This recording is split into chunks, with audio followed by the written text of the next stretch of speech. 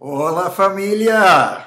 Estamos honrados e animados por estar com vocês na Conferência de Solteiros do Brasil. Obrigado por nos convidar. Vamos abrir as nossas Bíblias em 1 de Coríntios, capítulo 7, versículos 32 a 35. Gostaria de vê-los livres de preocupações. O homem que não é casado preocupa-se com as coisas do Senhor, em como agradar ao Senhor. Mas o homem casado preocupa-se com as coisas deste mundo, em como agradar sua mulher, e está dividido. Tanto a mulher não casada como a virgem preocupam-se com as coisas do Senhor, para serem santas no corpo e no espírito. Mas a casada preocupa-se com as coisas deste mundo, em como agradar seu marido. Estou dizendo isso para o próprio bem de vocês, não para impor restrições, mas para que vocês possam viver de maneira correta, em plena consagração ao Senhor. Amém. Eu tenho um grande apreço por este texto. Fui solteiro até os 36 anos. Por muitos anos, essa passagem me ajudou a ter uma visão para a minha vida como discípulo solteiro. Isso me ajudou a entender a visão, a expectativa que o apóstolo Paulo tinha pelos cristãos solteiros naqueles tempos. O status de solteiro deu-lhes uma oportunidade única de viver a vida com devoção total. Em outras palavras, eles poderiam servir e compartilhar, amar, dar e fazer sem muitas complicações. Paulo acreditava que a liberdade que eles desfrutavam significava uma vida cheia de impacto, amor e alegria. O próprio Paulo entende pessoalmente como isso era valioso. Eu acredito que a devoção dividida se tornou uma das questões mais preocupantes nas igrejas de hoje. E está roubando a alegria de muitos cristãos, impedindo que vivam vidas que são verdadeiramente gratificantes. E está roubando das igrejas o impacto e a influência que elas deveriam ter nas comunidades e no mundo inteiro. Nossa mensagem hoje é a alegria do primeiro amor. Em nosso tempo juntos hoje, Silvia e eu vamos conduzi-los por meio de uma avaliação, um exame. Então vamos para Apocalipse capítulo 2, versículo 1. Ao anjo da igreja em Éfeso, escreva: Estas são as palavras daquele que tem as 7 estrelas em sua mão direita e anda entre os 7 candelabros de ouro. Bom, uma breve introdução.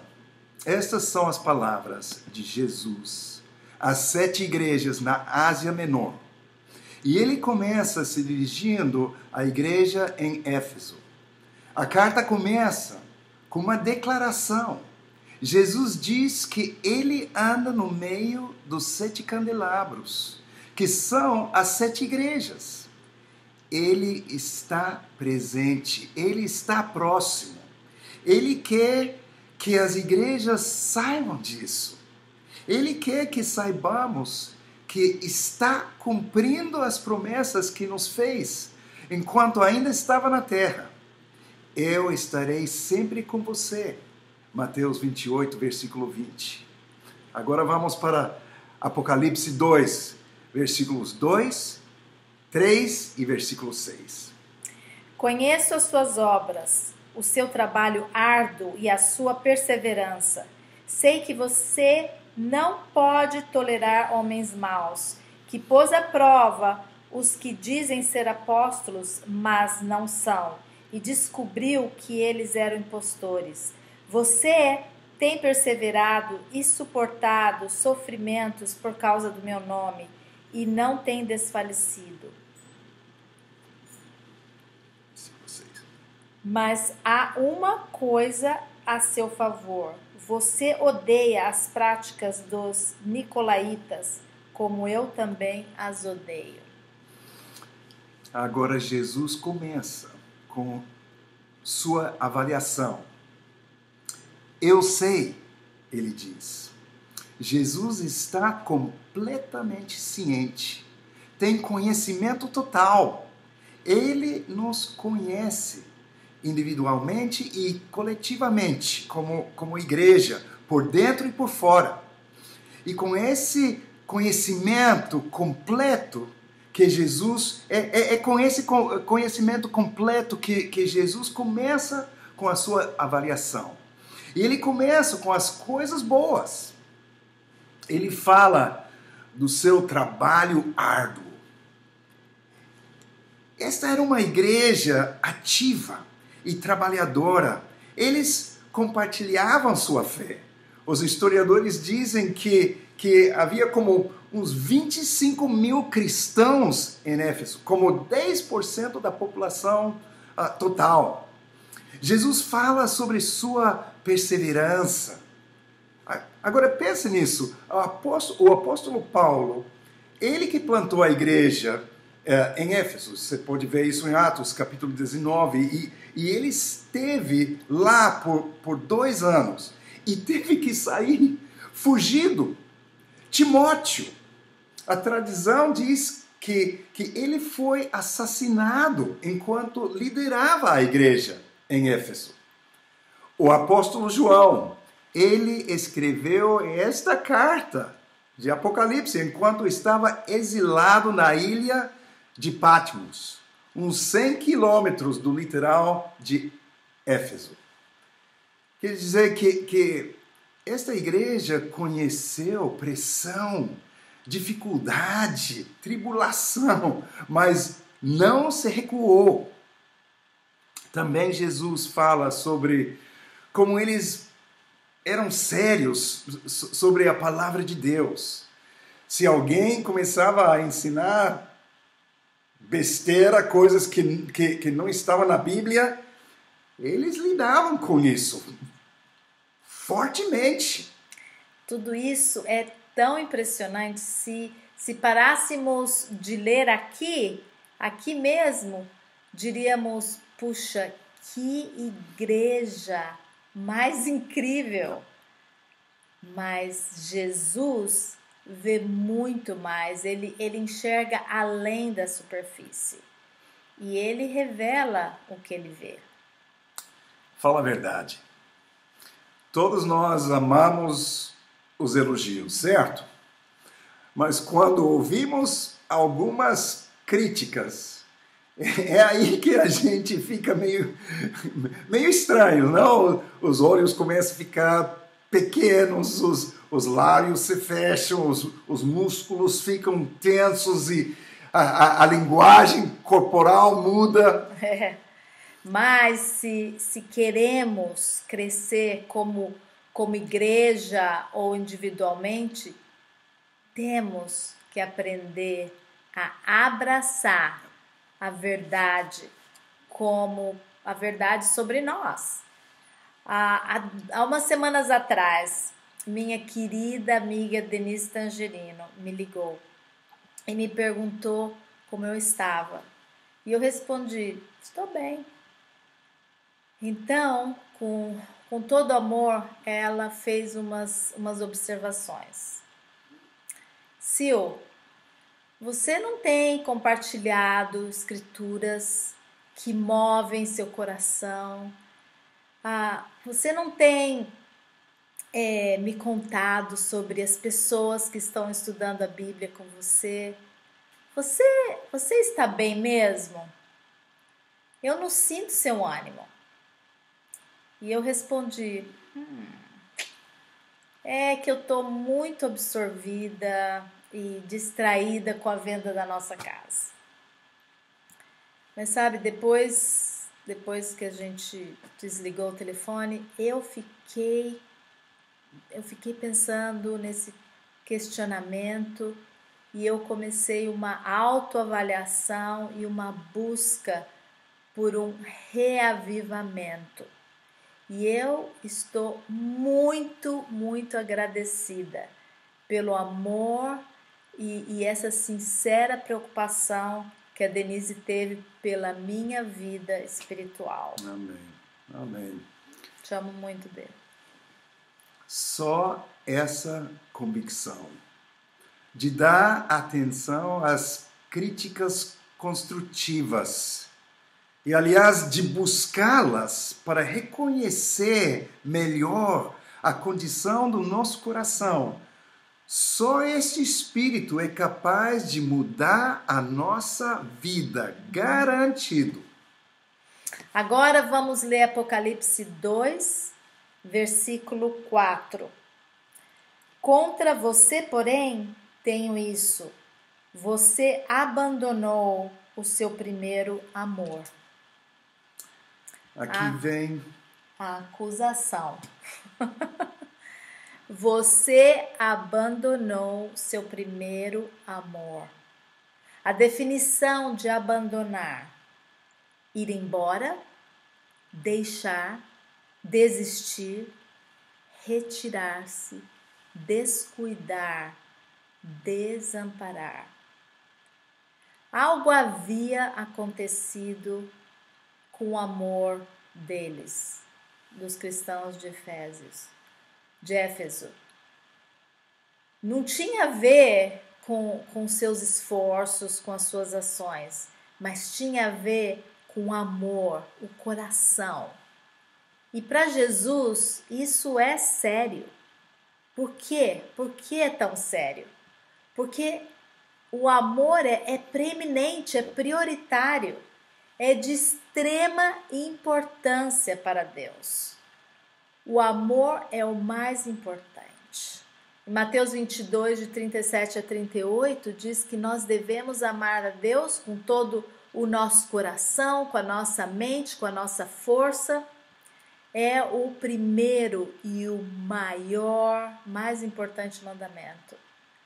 E Deus fala do abandono do primeiro amor. Para muitos, o primeiro amor é aquele tipo de amor natural que apenas temos no início da nossa vida cristã. Mas sabe, Deus não vê assim. Não vê assim. E Ele deseja e espera que cultivemos esse primeiro amor por toda a nossa vida. É o amor transformador, o amor que marca a nossa vida, que fica gravado em nossa memória para sempre. Porque é esse tipo de amor que Ele tem por nós. Amém. Olha, Paulo os ensinou sobre este amor incrível e orou constantemente para que o amor crescesse na igreja de Éfeso. Leia Efésios capítulo 3, versículos 14 a 20. E ainda mais, Paulo havia revelado a eles um grande mistério sobre Deus e sobre nós e o nosso relacionamento com Deus. Em Efésios 5, versículos 31 e 32, vamos ler, enquanto o Silvio está procurando.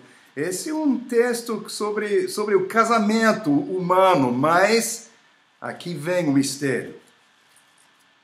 Por essa razão, o homem deixará pai e mãe e se unirá à sua mulher, e os dois se tornarão uma só carne. Esse é um mistério profundo. Refiro-me, porém, a Cristo e à igreja. Então, esse texto que fala sobre o casamento, o que Paulo fala é que realmente está falando sobre a igreja. Você e eu. Quer dizer que nós somos a noiva de Jesus Cristo. Esse foi um conceito revelado no Antigo Testamento e desenvolvido em toda a Bíblia. Na verdade, o Antigo Testamento está repleto de linguagem do amor, pois Deus continuamente expressa seu coração por seu povo, e é coisa linda. E um grande exemplo é o livro de Cantares, que é uma representação do amor divino entre Deus e seu povo. Vamos ler 2 versículos sobre esse amor. Capítulo 8 de Cantares, versículo 6. Coloque-me como um selo sobre o seu coração, como um selo sobre o seu braço, pois o amor é tão forte quanto a morte, e o ciúme tão inflexível quanto a sepultura. Suas brasas são fogo ardente, são labaredas do Senhor. Nem muitas águas conseguem apagar o amor, os rios não conseguem levá-lo na correnteza.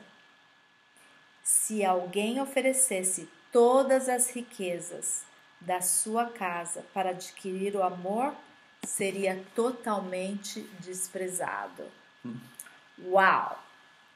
Que poema mais lindo, intenso, maravilhoso! Você não gostaria de viver a plena alegria desse grande amor? Você pode. Você pode. Demais, né? Isso me anima, me alegra muito. Eu também.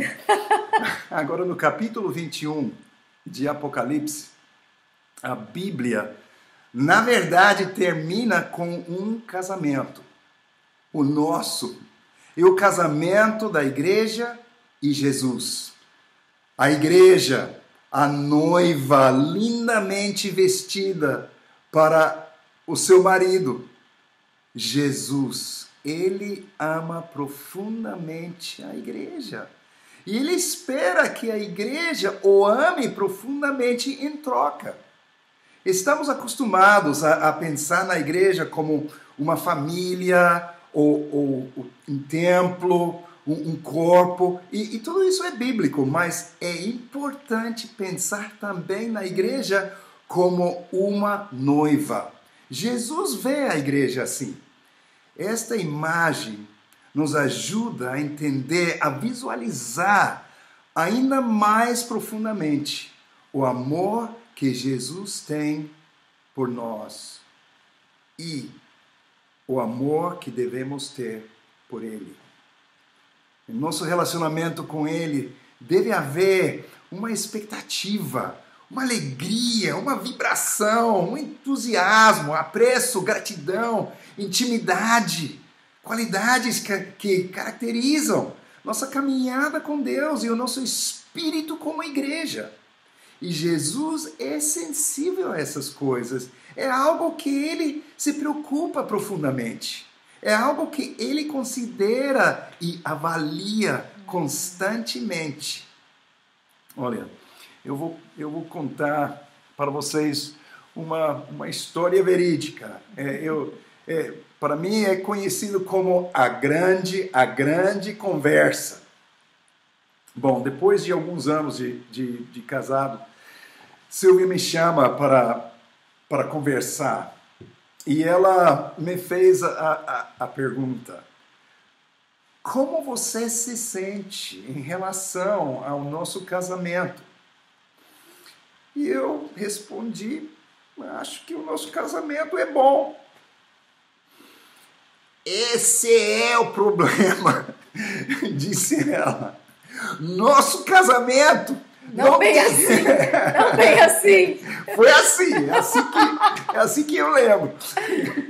Nosso casamento, ela continuou, nosso casamento não deve ser apenas bom, deve ser ótimo, deve ser vibrante. Isso.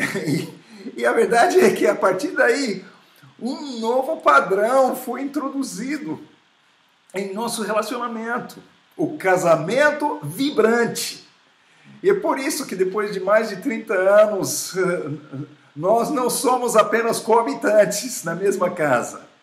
Com esse alto padrão, vêm as expectativas. Então avaliamos nosso relacionamento continuamente. Somos intencionais quando percebemos distanciamento. Estamos sempre conversando sobre isso e nos reorientando para que o nosso relacionamento sempre seja vibrante. Agora, como eu posso saber se meu primeiro amor está se dissipando? Como posso saber se estou perdendo o meu primeiro amor? Quais são alguns sinais? Aqui temos algumas ideias, embora não exaustivas, mas para ajudar vocês a pensar e se autoavaliar. São coisas que eu tenho experimentado durante os longos anos em meu próprio relacionamento com Deus. Tipo, por exemplo, um declínio, uma perda de alegria, entusiasmo, ânimo no relacionamento. O relacionamento se torna mecânico, rotineiro. O relacionamento se torna como um negócio. Você faz por mim e em troca eu faço por você. As coisas se tornam pesadas, como uma tarefa. Tudo parece inconveniente. Meu amor pelos demais, meu desejo de ajudar, a minha capacidade de amar os outros diminui. Eu fico mais crítico, reclamando, um espírito de insatisfação ou ingratidão. Minhas prioridades mudam, outras coisas ganham mais importância na minha vida. Começa a surgir rivais por minha atenção e por meu carinho por Deus. Eu me torno mais egocêntrico, egoísta. E Jesus, que ocupava o centro do nosso relacionamento, agora foi empurrado para o lado. E eu acabo ocupando o centro. Agora o meu relacionamento com Deus está numa zona de perigo. E se o relacionamento continuar assim, eventualmente minha luz se apagará. A maioria das pessoas não param de amar de um dia para o outro. Com o tempo, o seu amor vai se esfriando. Apocalipse, capítulo 2, versículo 5. Olha aqui que fala. Lembre-se de onde caiu, arrependa-se e pratique as obras que praticava no princípio. Se não se arrepender, virei a você e tirarei o seu candelabro do lugar dele. E aqui vem a advertência. Sem mudanças, o candelabro é removido do seu lugar. Quer dizer que chega o ponto em que uma igreja ou um cristão perde seu impacto, perde sua influência. E o candelabro perde sua capacidade de espalhar a verdadeira luz de Cristo. No ano passado, eu estava me sentindo sobrecarregado e super egoísta, sem alegria. Cheguei a um ponto em que temia mensagens de texto ou de e-mail ou telefonemas. Qualquer pedido, qualquer demanda, eu me sentia cansado e estressado. Eu senti meu coração encolher, de verdade. Aí eu pensei, o que tá errado comigo? Eu sabia que tinha um problema de coração. E então eu comecei a orar, buscando reavivamento e renovação. E eu mergulhei na Bíblia, comecei a falar, conversar com amigos próximos, como igreja. Tivemos o nosso mês de oração e de jejum. E olha, para mim foi perfeito, porque isso me ajudou tanto. Sabe, é difícil se derramar, se você não estiver se enchendo, sabe? Mas muitas vezes usamos isso como uma desculpa para parar de servir, em vez de ver isso como um sintoma de questões mais profundas que precisam de nossa atenção. Graças a Deus, meu coração começou a mudar. Corações podem mudar. O amor pode ser revigorado. A alegria pode renascer. Então, o que podemos fazer quando o amor e a alegria estão desaparecendo? Bom, de novo, Apocalipse 2, 5. Silvia vai ler de novo. Vou ler de novo. Lembre-se de onde caiu, arrependa-se e pratique as obras que praticava no princípio. É isso aí. Agora Jesus vem com seu apelo. Jesus lhes dá 3 passos específicos sobre como eles podem reavivar o seu amor. Número 1, lembre-se. Número 2, arrependa-se. E número 3, volte ou retorne. Número 1, lembre-se. Lembrar. Essas memórias que estão imprimidas em nossa mente, em nosso coração, foram aquelas que geraram o nosso primeiro amor, nosso amor por Deus. Ao trazê-las de volta, algo milagroso acontece. Eu me recordo dos encontros com os discípulos para estudar a Bíblia. Quando comecei a entender tudo que Ele fez por mim na cruz. Eu me recordo do meu batismo, sendo lavada, purificada, aprendendo a orar, a ser aberta, vulnerável, o esforço para aprender mais profundamente a palavra de Deus. Eu me lembro da emoção de crescer, me recordo das aventuras, do novo propósito de vida, formando novas amizades, amando e sendo amada. E em Jeremias 2:2,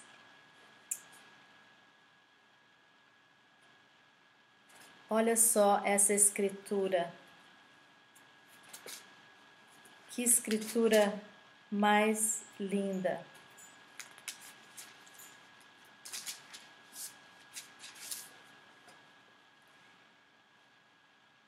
Eu me lembro da sua fidelidade quando você era jovem. Como noiva, você me amava e me seguia pelo deserto, por uma terra não semeada. Isso é Deus. Deus falando com seu povo. Deus se lembra.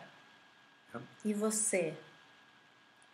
O exercício de lembrar faz o coração despertar. Amém. Então, número 2, arrepender-se. A metanoia. Jesus apela para que mudemos a forma como pensamos. Pense novamente sobre o que é realmente importante na vida, o que é verdadeiro e real, verdadeiramente duradouro, verdadeiramente transformador, o que é bom e belo e puro e amável. É um apelo para aplicar o pensamento bíblico e crítico à sua vida e ao seu relacionamento com Deus. Venham, vamos refletir juntos. Deus diz a Israel, quando Israel estava se afastando, o filho pródigo, ele caiu em si. Quando começamos a pensar certo, isso nos leva a decisões de redirecionar e reorientar as nossas vidas, arrepender-se. E aí, número 3, retorne. Faça as coisas que você fez no início. Dedica-se novamente. Envolva-se novamente. Comece a cantar novamente. Faça essas caminhadas de oração novamente. Só você e Jesus. Peça ao Espírito Santo para sondar o seu ser interior, para revelar e para curar. Lembra Efésios 3, versículos 14 a 20, essa oração de Paulo? Ore a oração de Paulo sobre o amor. Leve ao sério o pecado que guerreia contra nossas almas. 1 Pedro, capítulo 2, versículo 11. O pecado que destrói seu coração e seu espírito, que sufoca seu amor e a sua alegria. Busque amar as pessoas de novo. Quando amamos as pessoas, amamos a Jesus. Uau, que alegria! Agora, recentemente, estudar a Bíblia com dois casais incríveis. E um casal, um deles foi batizado faz um mês, o outro casal foi batizado faz 2 semanas. E olha, para mim, de ver Deus trabalhar, de ver o seu amor, de ver essas pessoas, eram pessoas jovens, mas como eles corresponderam ao seu amor e à sua palavra, foi um reavivamento para mim. Minha alegria, meu amor por Deus cresceram muito. Dê seu coração aos seus irmãos e às suas irmãs. Nossa igreja é tão incrível, que bênção! Conheça-los, compartilhar a vida com eles, aprenda com eles, ouvir histórias uns dos outros, admira-los e aprecia-los, ajuda, encoraja. Não há nada como a amizade cristã. Começa uma nova aventura. Seja ousado e aventureiro, como no início. Sabe, Silvia e eu estamos vendendo a nossa casa. E nem sabemos para onde Deus está nos levando. Mas para nós é hora de uma nova aventura com Deus. Não há maior alegria, nem maior amor, nem maior honra, maior privilégio, maior aventura, maior milagre, maior bênção que ser parte da igreja, a noiva de Jesus. Quero que brilhemos por Ele, começando por mim. Eu quero que brilhemos para os demais, para os outros. Eu não quero que a nossa luz desapareça nunca. Não quero que percamos o nosso impacto, a nossa influência. Acredito ou não, nossas cidades, as nossas comunidades, elas precisam de nós. Então hoje, esta semana, vamos pedir a Deus para sondar os nossos corações. Vamos pedir a Deus que Ele revele a condição do nosso amor e da nossa alegria. Peça a Ele para falar a verdade em amor para nós. Peçamos a Deus que reavive nosso amor e que renove a nossa alegria. E se descobrirmos que o nosso amor não é o que deveria ser,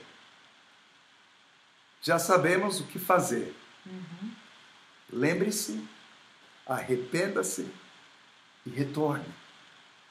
Apocalipse 2, versículo 7. Aquele que tem ouvidos, ouça o que o Espírito diz às igrejas. Ao vencedor darei o direito de comer da árvore da vida que está no paraíso de Deus. Amém. Jesus termina a sua mensagem com uma promessa aos vencedores, nas lutas, nos altos e os baixos, nos desafios, nos fracassos. Ele nos dará o paraíso, o Éden.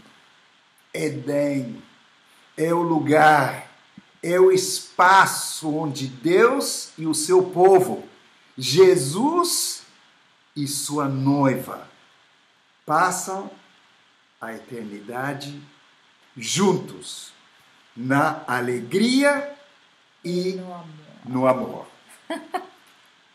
Amamos vocês. Amamos vocês.